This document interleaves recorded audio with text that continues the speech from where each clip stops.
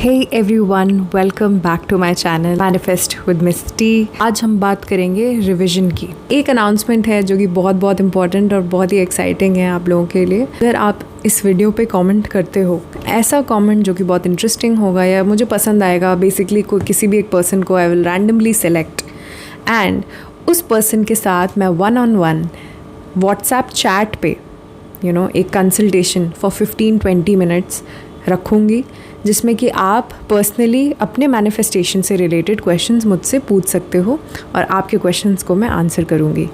But the condition is you like this video and you comment on it. One of you lucky winners will get 1-on-1 chat with me, जिसमें कि आप समझ पाओगे, अपने doubts clear कर पाओगे, manifestation के बारे में समझ पाओगे। So go ahead, comment on this video and tell me more about such topics जिनके बारे में मुझे बात करनी चाहिए। आप जब भी कोई रिकमेंडेशन देते हो, मेरे लिए वो बहुत हेल्पफुल होता है एक्चुअली, क्योंकि मेरे पास टॉपिक्स मिलते हैं मुझे बात करने के लिए। And I hope you like this video. अगर आपको पर्सनली भी किसी हेल्प की ज़रूरत होती है तो आप भूलिए मत, मेरा इंस्टाग्राम अकाउंट कमेंट सेक्शन में फर्स्ट कमेंट आपको वही मिलेगा और स्क्रीन पे भी मिल जाएगा मेरा Instagram account. Reach out to me. आप अपनी प्रॉब्लम्स के साथ आइए, I would love to solve them. Take a 1-on-1 consultation. The prices are extremely low and very affordable, so I think everybody can take this session. But yeah, I hope this video helps you. Basically Neville Goddard जो हैं, जिन्होंने law of assumption काफ़ी अच्छी तरीके से हमें समझाया है, उन्होंने एक टेक्निक भी बताई थी, रिविजन टेक्निक। ये तब काम आती है स्पेसिफिकली जब आपके साथ ऑलरेडी कुछ ऐसे इंसिडेंट्स हो चुके होते हैं जिनको आप पसंद नहीं करते, अनडिज़ायरेबल इंसिडेंट्स होते हैं, बट स्टिल आपको चाहिए कि आप उनसे मूव ऑन कर पाओ और अपने लिए एक बेटर चीज़ मैनिफेस्ट कर पाओ। मैं आपको एग्जांपल के थ्रू समझाती हूँ। फॉर एग्जांपल, अगर आप किसी स्पेसिफिक पर्सन को मैनिफेस्ट कर रहे हैं और आप दोनों के बीच में पास्ट में, रीसेंट पास्ट में या पहले कभी भी ऐसी एक इंसिडेंट हुई है जो कि आप हमेशा आप हर्ट फील करते हैं बिकॉज ऑफ दैट इंसिडेंट। ऐसी कोई इंसिडेंट हुई है जहाँ पे आपको बहुत ज़्यादा उन्होंने दुख पहुँचाया है, हर्ट किया हो या ब्रेकअप किया हो, या आपने उनको किसी थर्ड पार्टी के साथ देख लिया हो, एनीथिंग जो कि आप you want to forget it, you want to change it. उस टाइम पे ये रिविजन टेक्निक बहुत काम आती है। उससे पहले इस टेक्निक में आपको करना क्या होता है, जहाँ तक मुझे पता है, जहाँ तक मेरा एक्सपीरियंस है, वो ये है कि अपने आप को एक न्यूट्रल स्टेट पे लाना होता है। न्यूट्रल स्टेट क्या होती है? जहाँ पे ना आप ज़्यादा खुश हो, ना आप ज़्यादा दुखी फील कर रहे हो। ठीक है, आप ये स्टेट कैसे अचीव कर सकते हो? Usually through meditation. आप अपने आप को काम स्टेट में ले आते हो। हम कहते हैं मेडिटेट करो, थोड़ा सा दिमाग शांत होता है, तो उसका यूज़ करके हम अपने आप को एक काम स्टेट में लेके आते हैं। काम स्टेट इन द सेंस जब आप बहुत ज़्यादा रिएक्ट नहीं करोगे, राइट? यू आर फीलिंग काम इन जनरल। ये होता कैसे? आप 15 मिनट 10 मिनट के लिए ब्रीदिंग एक्सरसाइज कर सकते हो, कोई मेडिटेशन सुन सकते हो। मेडिटेट करके अपने आप को एक न्यूट्रल स्टेट पे लाना होता है और उसके बाद आपको वो ही मेमोरी धीरे धीरे करके अपने दिमाग में लानी होती है।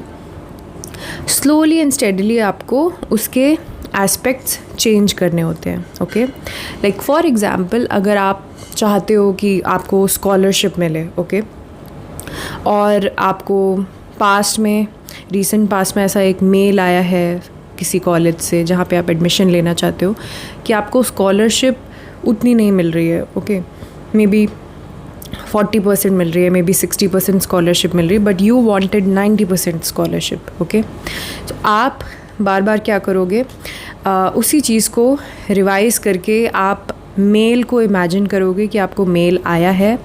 उस मेल पे क्लियरली लिखा हुआ है कि योर स्कॉलरशिप इज़ 90%। ठीक है, हकीकत में आपके पास एक मेल आ चुकी है पहले ही पास्ट में, बट रिविजन टेक्निक से हम उस पास्ट इंसिडेंट को भी हम चेंज कर सकते हैं। ओके, बेसिकली रिविजन टेक्निक यहीं ख़त्म हो जाती है कि आपको अपने पास्ट इंसिडेंट को याद करके उसमें चेंजेस लाने हैं, या तो अपने फेवरेबल चेंजेस लाने हैं, या तो ऐसा इमेजिन करना है कि वो चीज़ हुई ही नहीं है। ओके, कुछ डिफरेंट हुआ है। जैसे फॉर एग्जांपल अगर एसपी की बात करें, आप एसपी को मैनिफेस्ट कर रहे हैं और पास्ट में उन्होंने आपसे लड़ाई करी है, झगड़ा किया है, जो कि आपके दिमाग में अटका हुआ है और उसको आप रिविजन टेक्निक से आप उसको चेंज करना चाहते हो।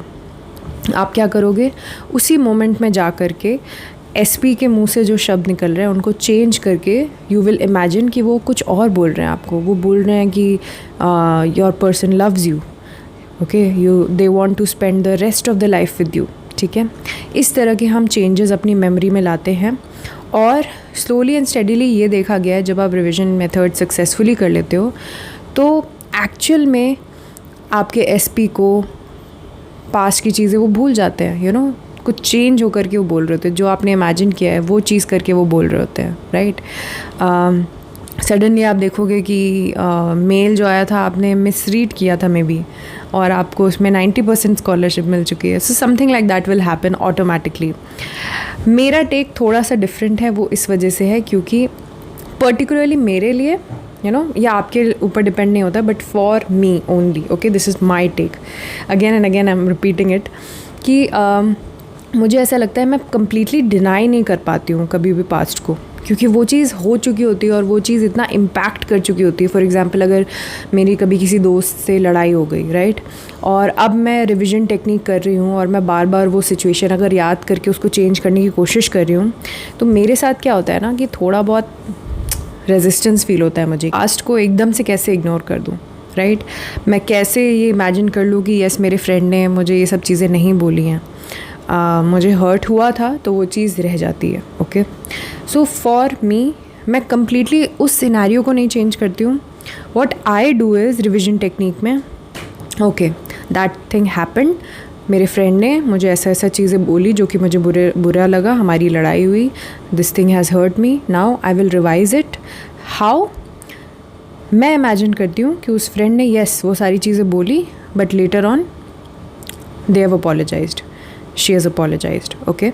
मैं ये चीज़ इमेजिन करती हूँ, ठीक है। ये भी एक तरीके से रिविजन ही है, मैं पास्ट को ही थोड़ा सा मॉडिफाई करके कर रही हूँ, बट थोड़ा सा डिफरेंट है।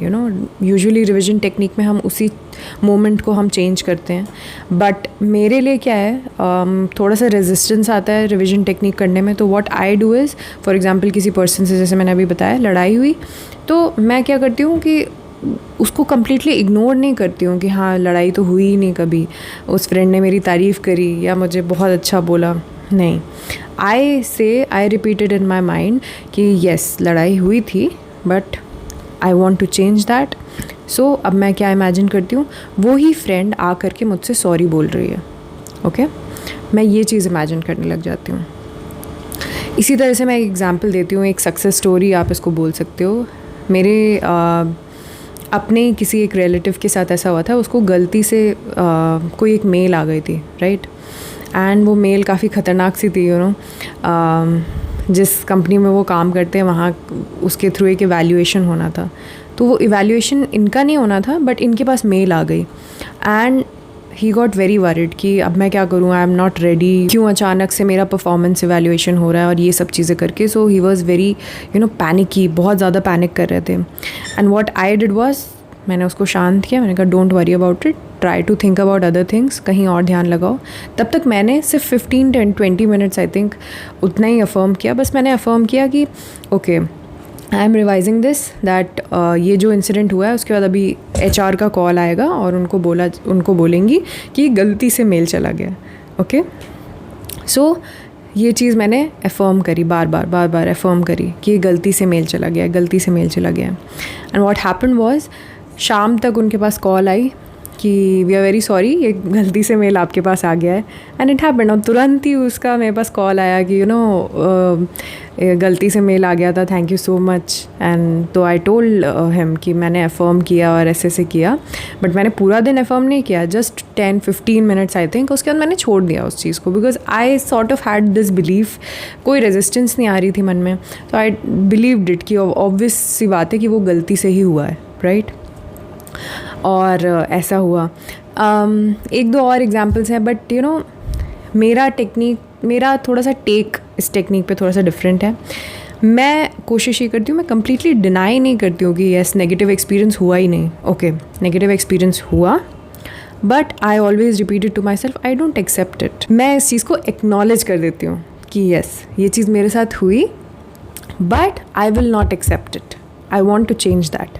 How will I change it?